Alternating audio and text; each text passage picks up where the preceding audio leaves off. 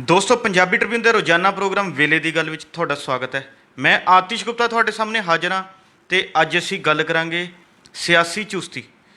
1.25 ਲੱਖ ਕਿਸਾਨਾਂ ਦਾ ਨਹੀਂ ਹੋਵੇਗਾ ਕਰਜ਼ਾ ਮਾਫ। ਸਾਡੇ ਨਾਲ ਇਸ ਵਿਸ਼ੇ ਤੇ ਗੱਲਬਾਤ ਕਰਨ ਲਈ ਵਿਸ਼ੇਸ਼ ਤੌਰ ਤੇ ਹਾਜ਼ਰ ਨੇ ਸਾਡੇ ਸੀਨੀਅਰ ਪੱਤਰਕਾਰ ਸ਼੍ਰੀ ਚਰਨਜੀਤ ਭੁੱਲਰ ਸਾਹਿਬ। ਭੁੱਲਰ ਸਾਹਿਬ, ਤੁਹਾਡਾ ਬਹੁਤ ਬਹੁਤ ਸਵਾਗਤ ਹੈ ਜੀ। ਮਿਹਰਬਾਨੀ ਜੀ ਤੁਹਾਡੀ। ਚਰਨਜੀਤ ਜੀ, ਪੰਜਾਬ ਵਿਧਾਨ ਸਭਾ ਚੋਣਾਂ ਨੂੰ ਕੁਝ ਮਹੀਨੇ ਦਾ ਸਮਾਂ ਬਾਕੀ ਹੈ ਤੇ ਸਾਰੀ ਸਿਆਸੀ ਪਾਰਟੀਆਂ ਵੱਲੋਂ ਆਪਣੇ ਵੱਡੇ ਵੱਡੇ ਐਲਾਨ ਜਿਹੜੇ ਹਨ ਸ਼ੁਰੂ ਕਰ ਦਿੱਤੇ ਨੇ।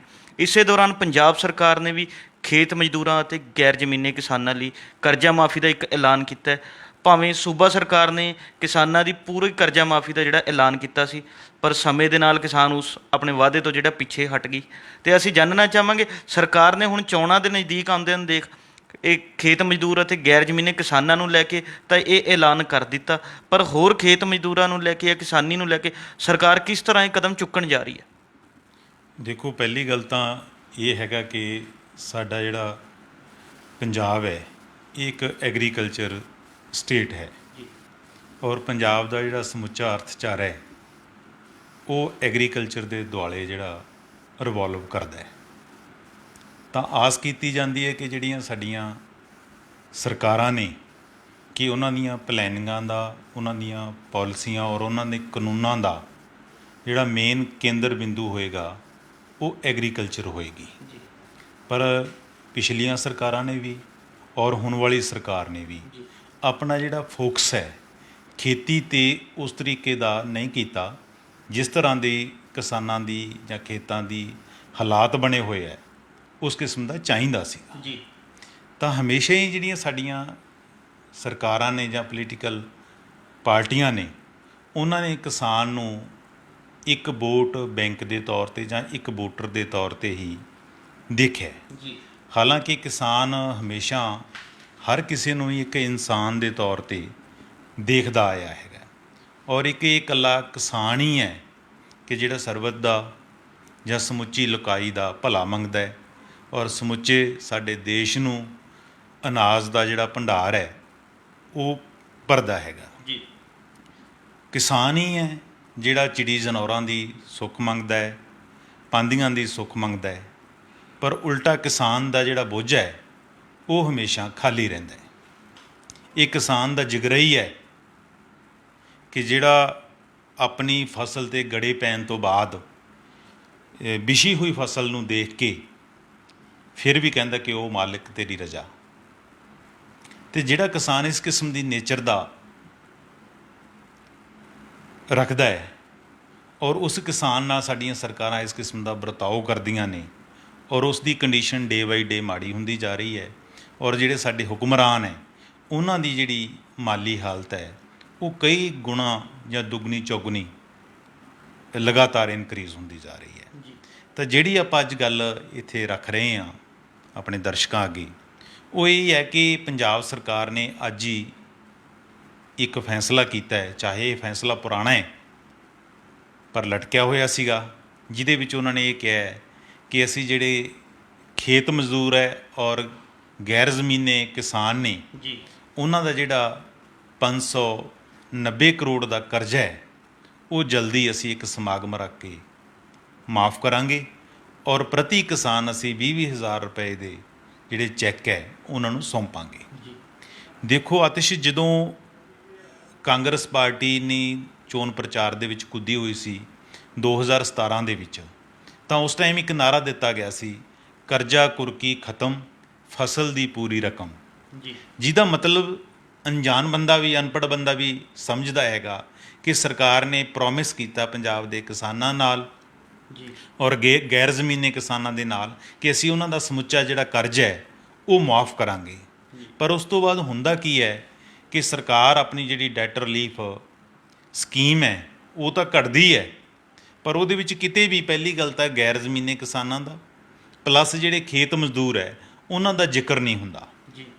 ਪੰਜਾਬ ਦੇ ਕਿਸਾਨਾਂ ਦੇ ਸਿਰ ਤਕਰੀਬਨ ਇਸ ਵੇਲੇ 1 ਲੱਖ ਕਰੋੜ ਦਾ ਕਰਜ਼ਾ ਹੈ ਅਤੇ ਪੰਜਾਬ ਦੇ 85 ਜਾਂ 86% ਜਿਹੜੇ ਕਿਸਾਨ ਹੈ ਉਹ ਕਰਜ਼ਈ ਨੇ ਜੀ। ਜਦੋਂ ਕਿਸਾਨਾਂ ਦੀ ਇਸ ਕਿਸਮ ਦੀ ਹਾਲਤ ਬਣੀ ਹੋਈ ਹੈ ਔਰ ਤੁਸੀਂ ਉਹਨਾਂ ਨਾਲ ਇੱਕ ਪ੍ਰੋਮਿਸ ਕਰਦੇ ਕਿ ਤੁਹਾਡਾ ਸਮੁੱਚਾ ਕਰਜ਼ਾ ਮਾਫ ਕਰਾਂਗੇ, ਤਾਂ ਉਹਦੇ ਨਾਲ ਕੀ ਹੁੰਦਾ, ਇੱਕ ਮਾਨਸਿਕਤਾ ਕਿਸਾਨਾਂ ਦੀ ਬਣ ਜਾਂਦੀ ਹੈ ਕਿ ਜਿਹੜੇ ਆਲਰੇਡੀ ਕਰਜ਼ੇ ਦੇਣ ਵਾਲੇ ਹੁੰਦਾ ਕਿਸ਼ਤਾਂ ਤਾਰਨੀ ਦਾ, ਉਹ ਦੇਣੀਆਂ ਬੰਦ ਕਰ ਦਿੰਦਾ। ਉਹਨਾਂ ਨੂੰ ਲੱਗਦਾ ਕਿ ਸਾਡਾ ਕਰਜ਼ਾ ਜਿਹੜਾ ਜਲਦ ਮੁਆਫ ਹੋ ਜਾਣਾ ਹੈ ਜੀ। ਪਰ ਸਰਕਾਰ ਨੇ ਪਹਿਲਾ ਕੱਟ ਤਾਂ ਆਤਿਸ਼ ਇਹ ਲਗਾ ਦਿੱਤਾ ਕਿ ਸਰਕਾਰ ਨੇ ਪਹਿਲੇ ਬਜਟ ਦੇ ਵਿੱਚ ਜੋ ਸਕੀਮ ਬਣੀ ਉਸ ਤੋਂ ਬਾਅਦ ਕਿ ਅਸੀਂ ਸਿਰਫ 10,000 ਕਰੋੜ ਦਾ ਕਰਜ਼ਾ ਜਿਹੜਾ ਮਾਫ ਕਰਨਾ ਹੈਗਾ ਜੀ। ਔਰ 10.25 ਲੱਖ ਕਿਸਾਨਾਂ ਦਾ ਕਰਜ਼ਾ ਜਿਹੜਾ ਮਾਫ ਹੋਏਗਾ। ਇਹਦਾ ਮਤਲਬ ਤੁਸੀਂ ਇੱਕ ਗੱਲ ਤੋਂ ਤਾਂ ਪਹਿਲਾਂ ਹੀ ਡਿਨਾਈ ਕਰ ਗਏ ਹੋ ਕਿ ਅਸੀਂ ਸਮੁੱਚਾ ਕਰਜ਼ਾ ਮਾਫ ਨਹੀਂ ਕਰਨਾ, ਸਿਰਫ 10.25 ਲੱਖ ਦਾ ਕਰਜ਼ਾ ਮਾਫ ਹੋਏਗਾ। ਔਰ ਉਸ ਤੋਂ ਬਾਅਦ ਸਾਲ ਬਾਅਦ ਹੈ ਜਿਹੜਾ ਪੰਜਾਬ ਦੇ 5,64,000 ਕਿਸਾਨਾਂ ਦਾ ਜਿਹੜਾ ਕਰਜ਼ਾ ਹੈ ਉਹ ਮਾਫ ਹੁੰਦਾ ਹੈ, ਜਿਹਦੀ ਰਕਮ 4625 ਕਰੋੜ ਦੇ ਕਰੀਬ ਹੈ ਜਿਹੜੀ ਉਹ ਬਣਦੀ ਹੈ।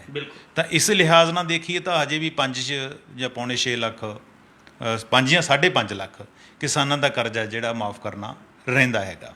ਪਰ ਉਸ ਤੋਂ ਬਾਅਦ ਪਿਛਲੇ ਬਜਟ ਦੇ ਵਿੱਚ ਵਿਧਾਨ ਸਭਾ 'ਚ ਜਿਹੜਾ ਆਇਆ ਉਹਦੇ 'ਚ ਕਿਹਾ ਕਿ ਅਸੀਂ ਜਿਹੜੇ ਗੈਰ ਜ਼ਮੀਨੇ ਕਿਸਾਨ ਨੇ ਔਰ ਖੇਤ ਮਜ਼ਦੂਰ ਹੈ ਉਹਨਾਂ ਦਾ ਕਰਜ਼ਾ ਵੀ ਮਾਫ ਕਰਾਂਗੇ। ਉਹ ਵੀ ਤਕਰੀਬਨ ਪੌਣੇ 3 ਲੱਖ ਦੇ ਕਰੀਬ ਬਣਦੇ ਨੇ ਔਰ ਜਿਨ੍ਹਾਂ ਦਾ 590 ਕਰੋੜ ਦੇ ਕਰੀਬ ਕਰਜ਼ ਬਣਦਾ ਹੈਗਾ ਜੀ। ਤਾਂ ਪੰਜਾਬ ਸਰਕਾਰ ਨੇ ਅੱਜ ਇੱਕ ਮੁੱਖ ਮੰਤਰੀ ਦੀ ਅਗਵਾਈ ਦੇ ਵਿੱਚ ਮੀਟਿੰਗ ਹੋਈ ਹੈ ਜਿਹਦੇ ਵਿੱਚ ਮਨਪ੍ਰੀਤ ਬਾਦਲ ਔਰ ਸਹਿਕਾਰਤਾ ਮੰਤਰੀ ਸੁਖਜਿੰਦਰ ਸਿੰਘ ਰੰਧਾਵਾ ਵੀ ਸ਼ਾਮਲ ਸਨ। ਤਾਂ ਉਹਨਾਂ ਨੇ ਇਹ ਫੈਸਲਾ ਕੀਤਾ ਹੈ ਕਿ ਆਉਣ ਵਾਲੀ ਜਿਹੜੀ 20 ਤਰੀਕ ਹੈ 20 ਅਗਸਤ ਹੈਗਾ ਉਸ ਨੂੰ ਇੱਕ ਸਟੇਟ ਲੈਵਲ ਦਾ ਵੱਡਾ ਫੰਕਸ਼ਨ ਹੋਏਗਾ ਜਿਹਦੇ ਵਿੱਚ ਕਰਜ਼ਾ ਮਾਫੀ ਦੇ ਜਿਹੜੇ ਚੈੱਕ ਹੈ ਉਹ ਕਿਸਾਨਾਂ ਨੂੰ ਦਿੱਤੇ ਜਾਣਗੇ। ਇਹ ਨਹੀਂ ਹੁੰਦਾ ਆਤਿਸ਼ ਕਿ ਸਾਰੇ ਕਿਸਾਨਾਂ ਨੂੰ ਉਹ ਸੌਂਪ ਦਿੱਤੇ ਜਾਣਗੇ, ਸੰਕੇਤਕ ਤੌਰ ਤੇ ਕੁਝ ਕਿਸਾਨਾਂ ਨੂੰ ਸਟੇਜਾਂ ਤੋਂ ਦੇ ਦਿੱਤੇ ਜਾਣਗੇ। ਤਾਂ ਦੇਰ ਆਏ ਦਰੁਸਤ ਆਏ। ਤਾਂ ਹੁਣ ਸਵਾਲ ਇਹ ਉੱਠਦਾ ਹੈ ਕਿ ਜਿਹੜੇ 1,13,000 ਕਿਸਾਨ ਪਿਛਲੇ ਪਲਾਨ ਦੇ ਵਿੱਚ ਰਹਿ ਗਏ ਸੀ, ਜਦੋਂ ਤੁਸੀਂ 5,64,000 ਕਿਸਾਨਾਂ ਦਾ ਕਰਜ਼ ਮਾਫ ਕੀਤਾ ਹੈ ਤਾਂ ਉਦੋਂ ਆਤਿਸ਼ 1,13,000 ਕਿਸਾਨ ਬਕਾਇਆ ਰਹਿ ਗਏ ਸੀਗੇ। ਤਾਂ ਉਹਨਾਂ ਕਿਸਾਨਾਂ ਦਾ ਕਰਜ਼ਾ ਜਿਹੜਾ ਉਹ 1,185 ਕਰੋੜ ਦੇ ਕਰੀਬ ਬਣਦਾ ਹੈਗਾ। ਮੋਟੇ ਤੌਰ ਤੇ ਲਾ ਲਈਏ ਕਿ 1,200 ਕਰੋੜ ਦੇ ਕਰੀਬ। ਉਹਦੇ ਬਾਰੇ ਕੋਈ ਜ਼ਿਕਰ ਨਹੀਂ ਕੀਤਾ। ਇੱਕ ਗੱਲ ਤਾਂ ਸਾਫ਼ ਹੈ, ਚਾਹੇ ਬਜਟ ਦੇ ਵਿੱਚ ਇਹ ਗੱਲ ਕਹੀ ਸੀ ਕਿ ਅਸੀਂ ਜਿਹੜੇ 1,13,000 ਕਿਸਾਨ ਆ ਉਹਨਾਂ ਦਾ ਵੀ ਕਰਜ਼ਾ ਮਾਫ ਕਰਾਂਗੇ, ਪਰ ਅੱਜ ਦੀ ਮੀਟਿੰਗ ਤੋਂ ਜਿਹੜੇ ਸਾਨੂੰ ਰਿਟਰਨ ਦੇ ਵਿੱਚ ਪ੍ਰਾਪਤ ਹੋਇਆ ਹੈ ਉਹਦੇ ਵਿੱਚ ਇਹ ਗੱਲ ਸਾਫ਼ ਹੈ ਕਿ ਉਹਨਾਂ ਦਾ ਕਿਤੇ ਕੋਈ ਜ਼ਿਕਰ ਨਹੀਂ ਕੀਤਾ ਗਿਆ।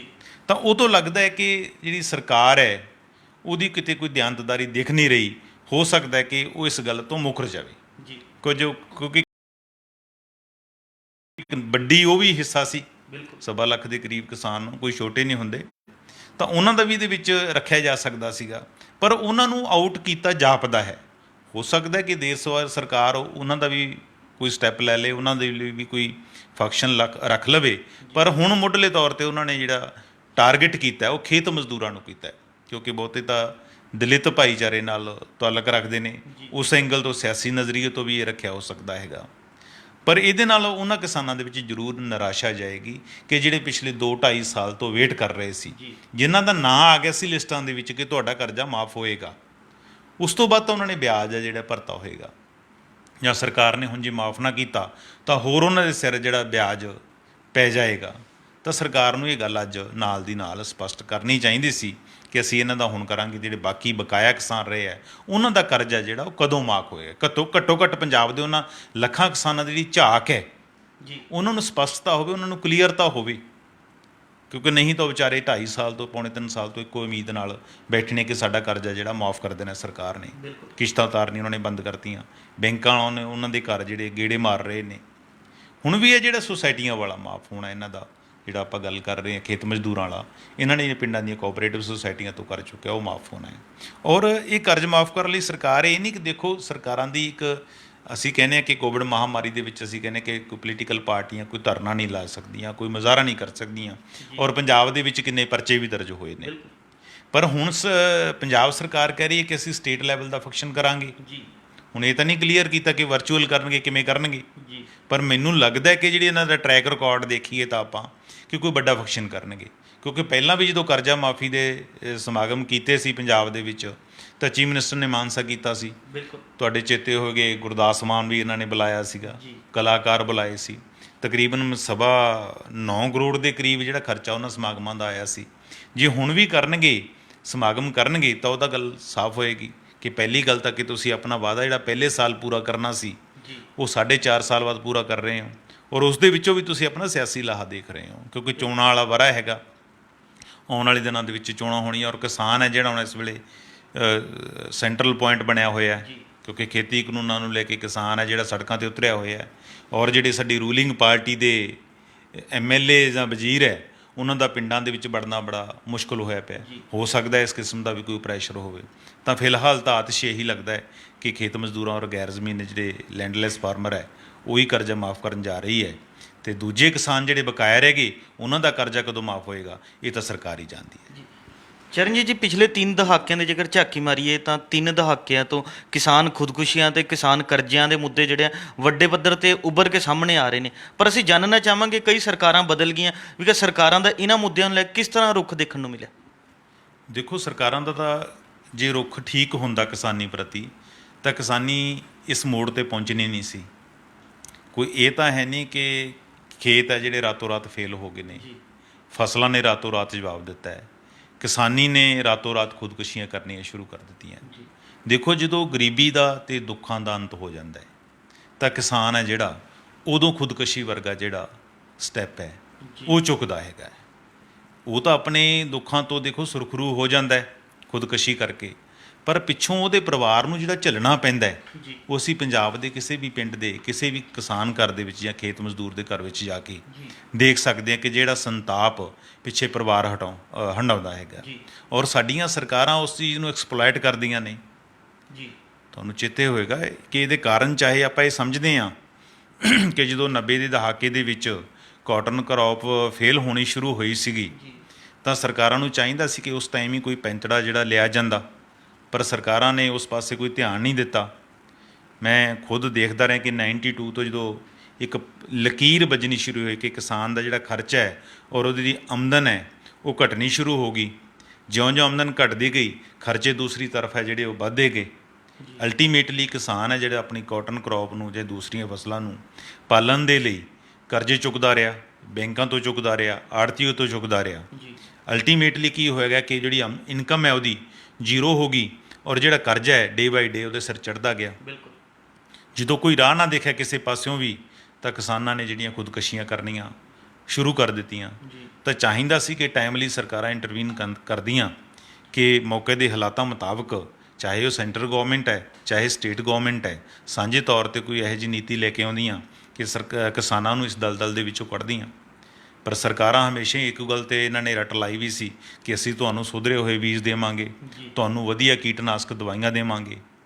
ਮਾਲਵੇ ਦੇ ਵਿੱਚ ਕਿਸੇ ਟਾਈਮ 1200 ਕਰੋੜ ਰੁਪਏ ਦੀ ਦਵਾਈ ਜਿਹੜੀ ਕੀਟਨਾਸ਼ਕ ਉਹ ਵਿਕ ਜਾਂਦੀ ਸੀਗੀ। ਨਾਲ ਤਾਂ ਕਿਸਾਨਾਂ ਨੇ ਆਪਣੀ ਸਿਹਤ ਖਰਾਬ ਕੀਤੀ, ਆਪਣੇ ਘਰਾਂ ਦੀ ਆਰਥਿਕਤਾ ਨੂੰ ਜਿਹੜਾ ਖੋਰਾ ਲਾਇਆ, ਨਾਲੇ ਆਪਣੇ ਉਹਨਾਂ ਨੇ ਪੈਲੀਆਂ ਨੂੰ ਖਰਾਬ ਕੀਤਾ, ਧਰਤੀ ਦੀ ਜਿਹੜੀ ਸਿਹਤ ਹੈ ਉਹਦੇ ਵਿੱਚ ਵਿਗਾੜ ਪੈਦਾ ਕੀਤਾ। ਕਿਸ ਲਈ? ਸਮੁੱਚੇ ਮੁਲਕ ਲਈ, ਸਮੁੱਚੀ ਲੋਕਾਈ ਲਈ। ਉਹਨੇ ਆਪਣੇ ਆਪ ਨੂੰ ਸੈਕਰੀਫਾਈ ਕਰਕੇ ਮੁਲਕ ਲਈ ਦਾ ਜਿਹੜਾ ਫਿਕਰ ਹੈ ਉਹ ਕੀਤਾ। ਅਤੇ ਉਹ ਅੱਜ ਦੇਖ ਰਹੇ ਹਾਂ ਅਸੀਂ ਕਿ ਉਸ ਨੂੰ ਉਸਦਾ ਰਿਵਾਰਡ ਕੀ ਮਿਲ ਰਿਹਾ ਕਿਸਾਨ ਨੂੰ, ਅੱਜ ਸੜਕਾਂ 'ਤੇ ਰੁਲ ਰਿਹਾ ਹੈਗਾ। ਤਾਂ ਜਦੋਂ ਪਹਿਲੀ ਵਾਰ ਇੱਕ ਉਹ ਗੱਲ ਹੈਗੀ ਹੈ 97 ਵਾਲੀ ਸਰਕਾਰ ਸੀ, ਜਦੋਂ ਸ਼੍ਰੋਮਣੀ ਅਕਾਲੀ ਦਲ ਔਰ ਭਾਜਪਾ ਦੀ ਸਾਂਝੀ ਸਰਕਾਰ, ਤਾਂ ਉਹਨਾਂ ਨੇ 5 ਸਾਲ ਇਸ ਮੁੱਦੇ 'ਤੇ ਮੂੰਹ ਨਹੀਂ ਖੋਲ੍ਹਿਆ ਸੀ, ਕਿਉਂਕਿ ਸਭ ਤੋਂ ਵੱਧ ਖੁਦਕੁਸ਼ੀਆਂ ਜਿਹੜੀਆਂ ਉਦੋਂ ਜਿਹੜਾ ਸ਼ੁਰੂ ਹੋਈਆਂ ਸੀਗੀਆਂ ਉਸ ਪੀਰੀਅਡ ਦੇ ਵਿੱਚ। ਤਾਂ ਲਾਸਟ ਬਜਟ ਦੇ ਵਿੱਚ ਕੈਪਟਨ ਕਮਲਜੀਤ ਸਿੰਘ ਉਦੋਂ ਹੁਣ ਨਹੀਂ ਰਹੇ, ਵਿੱਤ ਮੰਤਰੀ ਹੁੰਦੇ ਸੀਗੇ, ਤਾਂ ਉਹਨਾਂ ਨੇ ਵਿਧਾਨ ਸਭਾ ਦੇ ਵਿੱਚ ਇਹ ਗੱਲ ਕਹੀ ਸੀ ਕਿ ਅਸੀਂ ਤੁਹਾਡੇ ਕਰਜ਼ਿਆਂ ਦਾ ਕੋਈ ਹੱਲ ਨਹੀਂ ਕਰ ਸਕਦੇ ਕਿਸਾਨਾਂ ਨੂੰ, ਪਰ ਅਸੀਂ ਜਿਹੜੇ ਕਿਸਾਨ ਗੁਜ਼ਰ ਜਾਂਦੇ ਨੇ, ਜਿਹੜੇ ਫੌਤ ਹੋ ਜਾਂਦੇ ਨੇ, ਅਸੀਂ ਉਹਨਾਂ ਦੇ ਪਰਿਵਾਰਾਂ ਨੂੰ ਜਿਹੜੇ ਪਿੱਛੇ ਰਹਿ ਜਾਂਦੇ ਨੇ ਉਹਨਾਂ ਨੂੰ ਅਸੀਂ 2.5 ਲੱਖ ਰੁਪਏ ਦਾ ਜਿਹੜਾ ਮੁਆਵਜ਼ਾ ਦਿਆ ਕਰਾਂਗੇ। ਉਦੋਂ ਇਹ ਗੱਲ ਦੀ ਚਰਚਾ ਵੀ ਹੋਈ ਸੀ। ਚਾਹੇ ਇਹ ਇੱਕ ਰਾਹਤ ਹੈਗੀ ਹੈ ਕਿ ਜਿਹਦਾ ਜੀਅ ਤੁਰ ਜਾਂਦਾ ਹੈਗਾ, ਪਰ ਉਹ ਜਿਹੜੇ ਮੇਨ ਕਾਰਨ ਹੈ ਉਸ ਕਰਜ਼ੇ ਚੜ੍ਹਨ ਦੇ ਕਾਰਨ ਹੈ ਜਾਂ ਖੇਤੀ ਦੀ ਜਿਹੜੀ ਮੂਲ ਜੜ੍ਹ ਹੈ ਜਿੱਥੇ ਸਮੱਸਿਆ ਦੀ, ਉਹਨੂੰ ਨਹੀਂ ਫੜਿਆ ਗਿਆ। ਤਾਂ ਲੋਕਾਂ ਨੇ, ਕਿਸਾਨਾਂ ਨੇ ਉਦੋਂ ਵੀ ਸਬਰ ਕਰ ਲਿਆ, ਲੱਗਿਆ ਕਿ ਚਲੋ ਸਰਕਾਰ ਜੋ ਵੀ ਹੰਬਲਾ ਮਾਰਦੀ ਠੀਕ ਹੀ ਹੈ। ਉਦੋਂ ਬਾਅਦ ਕੈਪਟਨ ਸਰਕਾਰ ਆਈ ਤਾਂ ਜਿਹੜੀ BT ਕਾਟਨ ਦੀ ਗੱਲ ਚੱਲ ਪਈ ਸੀਗੀ, ਤਾਂ ਉਹਨੇ ਥੋੜ੍ਹਾ ਜਿਹਾ ਠੁੰਮਣਾ ਦਿੱਤਾ, ਪਰ ਖੁਦਕੁਸ਼ੀਆਂ ਦੀ ਜਿਹੜੀ ਗੱਲ ਹੈ ਉਹ ਰੁਕੀ ਨਹੀਂ। ਤਾਂ ਸਰਕਾਰਾਂ ਨੂੰ ਲੱਗਿਆ ਕਿ 2.5 ਲੱਖ ਰੁਪਇਆ ਸਾਨੂੰ ਮੁਆਵਜ਼ਾ ਮਿਲੇਗਾ। 15 ਸਾਲ ਆਤਿਸ਼ ਸਰਕਾਰਾਂ ਨੇ ਉਹ ਮੁਆਵਜ਼ਾ ਨਹੀਂ ਦਿੱਤਾ। 15 ਸਾਲ ਕਿਸ ਗੱਲ 'ਚ ਰੱਖਿਆ ਤੁਹਾਨੂੰ? ਮੁੜ ਕੇ ਗੱਠਜੋੜ ਦੀ ਸਰਕਾਰ ਫਿਰ 2007 ਦੇ ਕਿ ਅਸੀਂ ਸਰਵੇ ਕਰ ਰਹੇ ਹਾਂ ਜੀ। 15 ਸਾਲ ਅਸੀਂ ਸਰਵੇ 'ਚ ਉਲਝੇ ਰਹੇ। ਸਰਵੇ ਕਿਸ ਚੀਜ਼ ਦਾ ਆ ਰਿਹਾ ਸੀ ਕਿ ਕਿੰਨੇ ਕਿਸਾਨਾਂ ਨੇ ਖੁਦਕੁਸ਼ੀ ਕੀਤੀ ਹੈ। 15 ਸਾਲਾਂ ਬਾਅਦ ਸਾਨੂੰ 3 ਲੱਖ ਰੁਪਏ ਮਿਲਣਾ ਸ਼ੁਰੂ ਹੋਇਆ ਜਿਹੜੇ ਖੁਦਕੁਸ਼ੀ ਕਰ ਜਾਂਦੇ ਸੀ ਕਿਸਾਨ। ਉਦੋਂ ਬਾਅਦ ਕੈਪਟਨ ਸਰਕਾਰ 2017 ਦੇ ਵਿੱਚ ਫੇਰ ਆਈ ਤਾਂ ਇਹਨਾਂ ਨੇ ਵੀ ਉਹ ਕਿਹਾ ਕਿ ਅਸੀਂ ਤੁਹਾਨੂੰ 3 ਲੱਖ ਤੋਂ 5 ਲੱਖ ਦੇਵਾਂਗੇ। 5 ਲੱਖ ਤੱਕ ਹੀ ਦੇਣਾ ਸੀ, 3 ਲੱਖ ਵੀ ਪੂਰੇ ਕਿਸਾਨਾਂ ਨੂੰ ਦਿੱਤਾ। ਕਿਸਾਨ ਧਿਰਾਂ ਦੇ ਆਪਣੇ ਇਹ ਅੰਕੜੇ ਨੇ ਕਿ ਪਿਛਲੇ 4.5 ਸਾਲ ਦੇ ਵਿੱਚ ਮੌਜੂਦਾ ਸਰਕਾਰ ਦੇ ਦੌਰਾਨ ਤਕਰੀਬਨ 1700 ਖੇਤ ਮਜ਼ਦੂਰ ਔਰ ਕਿਸਾਨ ਹੈ ਜਿਹੜੇ ਖੁਦਕੁਸ਼ੀ ਕਰ ਚੁੱਕੇ ਨੇ ਜੀ। ਔਰ ਤੁਸੀਂ ਹੈਰਾਨ ਹੋਵੋਗੇ ਮੁਆਵਜ਼ਾ ਪਤਾ ਕਿੰਨਾਂ ਨੂੰ ਮਿਲਿਆ? ਸਿਰਫ 250 ਕਿਸਾਨਾਂ ਨੂੰ। ਇਹ ਸਾਡੀ ਕਿਸਾਨਾਂ ਨੂੰ, ਸਰਕਾਰਾਂ ਨੂੰ ਸ਼ਰਮ ਕਰਨੀ ਚਾਹੀਦੀ ਹੈ ਕਿ ਘੱਟੋ ਘੱਟ ਅਸੀਂ ਉਹਨਾਂ ਨੂੰ ਤਾਂ ਆਇਡੈਂਟੀਫਾਈ ਕਰ ਲਿਆ ਹੈਗਾ ਨਾ। ਜੇ 1600 ਨਹੀਂ 1700 ਨਹੀਂ ਹੋਏਗਾ ਤਾਂ 1000 ਹੋਏਗਾ, 1200 ਹੋਏਗਾ, ਤੁਸੀਂ ਆਪਣਾ ਲਾ ਕੇ। ਤੇ ਸਿਰਫ 250 ਕਿਸਾਨਾਂ ਨੂੰ ਜਿਹੜਾ ਮੁਆਵਜ਼ਾ ਦਿੱਤਾ ਗਿਆ ਹੈ। ਇਹ ਨਹੀਂ ਕਲੋਕਾਰੀ ਗੱਲ ਨਹੀਂ ਕਿ ਇਕੱਲੀ ਸਾਡੀ ਸਟੇਟ ਕਰ ਰਹੀ ਹੈ, ਹੋਰ ਵੀ ਸੂਬਾ ਸਰਕਾਰਾਂ ਹੈਗੀਆਂ ਨੇ ਜਿਹੜੀਆਂ ਆਪੋ ਆਪਣੇ ਕਿਸਾਨਾਂ ਨੂੰ ਦਿੰਦੀਆਂ ਨੇ। ਮਹਾਰਾਸ਼ਟਰ ਦੇ ਵਿੱਚ ਬਹੁਤ ਵਿਦਰਭਾ ਦਾ ਇਲਾਕਾ ਹੈ, ਸੁਸਾਈਡ ਹੁੰਦੇ ਆ। ਉੱਥੋਂ ਦੀ ਸਰਕਾਰ ਨੇ ਤਕਰੀਬਨ ਪਿੱਛੇ ਕਰਜ਼ਾ ਮੁਆਫੀ ਵੀ ਕੀਤੀ ਹੈ 30,000 ਕਰੋੜ ਦੀ। ਇਸ ਤਰ੍ਹਾਂ ਤੁਹਾਡੀ ਯੂਪੀ ਸਰਕਾਰ ਨੇ 25,000 ਕਰੋੜ ਦੀ ਕੀਤੀ ਹੈ। ਇੱਧਰ ਆ ਜਾਓ ਤੁਸੀਂ ਕਰਨਾਟਕਾ ਦੇ ਵਿੱਚ, ਉੱਥੋਂ ਦੀ ਸਰਕਾਰ ਨੇ 22,000 ਕਰੋੜ ਦੀ ਕੀਤੀ ਹੈ। ਇਵੇਂ ਜਿਵੇਂ ਆਪਣਾ ਗੁਆਂਢੀ ਸੂਬਾ ਰਾਜਸਥਾਨ 15,000 ਕਰੋੜ ਦੀ ਉੱਥੋਂ ਦੀ ਕੀਤੀ ਹੈ। ਅਤੇ ਹੁਣ ਅਸੀਂ ਜਿਹੜੀ ਕੀਤੀ ਉਹ 4600 ਕਰੋੜ ਦੀ ਕੀਤੀ ਹੈਗੀ ਹੈ। ਤਾਂ ਸਰਕਾਰਾਂ ਨੂੰ ਥੋੜ੍ਹੀ ਸਿੰਸਾਇਟੀ ਦਿਖਾਉਣੀ ਚਾਹੀਦੀ ਹੈ ਕਿ ਜਿਹੜੀਆਂ ਉਸ ਲੋਕਾਂ ਨਾਲ ਵਾਅਦੇ ਕਰਦੀਆਂ ਨੇ ਕਿ ਉਹਨਾਂ ਦੀ ਘੱਟੋ ਘੱਟ ਪੂਰਤੀ ਕੀਤੀ ਜਾਵੇ। ਹੁਣ ਜਿਸ ਤਰ੍ਹਾਂ ਤੁਸੀਂ ਕਿ ਰੀਜ਼ਨ ਕੀ ਹੈ, ਰੀਜ਼ਨ ਤਾਂ ਪਤਾ ਹੈ, ਸਰਕਾਰਾਂ ਵੀ ਭਲੀ ਭਾਂਤੀ ਜਾਣੂ ਨੇ, ਪਰ ਕਿਉਂਕਿ ਖੇਤੀ ਨੂੰ ਔਰ ਕਿਸਾਨੀ ਨੂੰ ਸਿਰਫ ਉਹ ਵੋਟ ਬੈਂਕ ਦੇ ਤੌਰ 'ਤੇ ਲੈਂਦੀਆਂ ਨੇ। ਇਹਨਾਂ ਦੇ ਚਿਹਰੇ ਦਾ ਨੂਰ ਦੇਖੋ ਕਦੇ ਤੁਸੀਂ, ਜਦੋਂ ਇਹ ਕਹਿੰਦੇ ਨੇ ਕਿ ਅਸੀਂ ਕਿਸਾਨ ਹਥੈਸ਼ੀ ਹਾਂ। ਸਾਨੂੰ ਲੱਗਦਾ ਕਿ ਕਿੰਨਾ ਪਿਆਰ ਡੁੱਲ ਡੁੱਲ ਕੇ ਪੈਂਦਾ ਕਿਸਾਨੀ ਪ੍ਰਤੀ। ਜੇ ਇੰਨਾ ਪਿਆਰ ਹੁੰਦਾ ਤਾਂ ਕਿਸਾਨੀ ਦਾ ਚਾਹ ਹੱਲ ਨਹੀਂ ਸੀ ਹੋਣਾ। ਚਰਨਜੀਤ ਜੀ, ਜਦੋਂ ਆਪਾਂ ਹੁਣ ਗੱਲ ਕਰ ਰਹੇ ਚੋਣਾਂ ਦੀ, ਕਿਉਂਕਿ ਚੋਣਾਂ 'ਚ ਸਾਰੀ ਸਿਆਸੀ ਪਾਰਟੀਆਂ ਵੱਡੇ ਵੱਡੇ ਵਾਅਦੇ ਕਰਦੀਆਂ ਨੇ, ਪਰ ਅਸੀਂ ਜਾਣਨਾ ਚਾਹਾਂਗੇ ਵੀ ਕਿ 2017 ਦੇ ਵਿੱਚ ਸਰਕਾਰ ਨੇ ਕਿਹੜੇ ਕਿਹੜੇ ਕਿਸਾਨੀ ਨਾਲ ਜੁੜੇ ਵਾਅਦੇ ਕੀਤੇ, ਉਹ 'ਚੋਂ ਕਿਹੜੇ ਕਿਹੜੇ ਪੂਰੇ ਹੋ ਗਏ ਨੇ ਅਤੇ ਹੁਣ ਕਿਹੜੇ ਕਿਹੜੇ ਹਾਲੇ ਬਕਾਇਆ ਪਏ ਨੇ? ਦੇਖੋ, ਇਹ ਤਾਂ ਲੇਖਾ ਜੋਖਾ ਕੀਤਾ ਜਾਣਾ ਬਣਦਾ ਹੈਗਾ ਕਿ ਅੱਜ ਅਸੀਂ ਜਦੋਂ ਕਿਸਾਨੀ ਦੇ ਮੁੱਦੇ ਦੀ ਗੱਲ ਕਰਾਂਗੇ, ਕਰ ਰਹੇ ਹਾਂ, ਤਾਂ ਅਸੀਂ ਇਹ ਵੀ ਦੇਖਾਂਗੇ ਕਿ ਕੈਪਟਨ ਸਰਕਾਰ ਨੇ ਕਿਹੜੀਆਂ ਗੱਲਾਂ ਕੀਤੀਆਂ ਸੀ ਕਿਸਾਨੀ ਪ੍ਰਤੀ ਔਰ ਉਹਨਾਂ ਦੇ ਵਿੱਚੋਂ ਕਿੰਨੇ ਫੀਸਦੀ ਪੂਰੀਆਂ ਕੀਤੀਆਂ ਨੇ। ਚਾਹੇ ਉਹਨਾਂ ਜਿਵੇਂ ਕਰਜ਼ਾ ਮੁਆਫੀ ਵਾਲਾ ਸਮਾਗਮ ਵੀ ਰੱਖਿਆ ਹੈ, ਹੋ ਸਕਦਾ ਕਿ ਜਿਹੜੀ ਇਹਨਾਂ ਦੀ ਹਾਈ ਕਮਾਨ ਹੈ ਉਹਨਾਂ ਨੇ ਕਿਹਾ ਸੀਗਾ ਕਿ ਤੁਸੀਂ ਆਪਣੇ ਵਾਅਦੇ ਜਿਹੜੇ ਲੋਕਾਂ ਨਾਲ ਕੀਤੇ ਪੂਰੇ ਕਰੋ। ਬਿਲਕੁਲ। ਚਾਹੇ ਇਹ ਕਰਜ਼ਾ ਚੁੱਕਿਆ ਇਹਨਾਂ ਨੇ, ਇਹਦੇ ਲਈ ਵੀ ਕਰਜ਼ਾ ਚੁੱਕਣਗੇ ਕਰਜ਼ਾ ਮੁਆਫੀ ਦੇ ਲਈ। ਪਰ ਸਾਡੇ ਜੀ ਤੋਂ ਨਜ਼ਰ ਮਾਰੀਏ ਤਾਂ ਪਹਿਲੀ ਗੱਲ ਤਾਂ ਸਾਡੇ ਕੋਲ ਇੰਡੀਪੈਂਡੈਂਟ ਆਤਿਸ਼ ਖੇਤੀ ਮੰਤਰੀ ਨਹੀਂ। ਖੇਤੀ ਮੰਤਰੀ ਦਾ ਜਿਹੜਾ ਚਾਰਜ ਹੈ ਉਹ ਸਾਡੇ ਮੁੱਖ ਮੰਤਰੀ ਕੋਲ ਹੈ।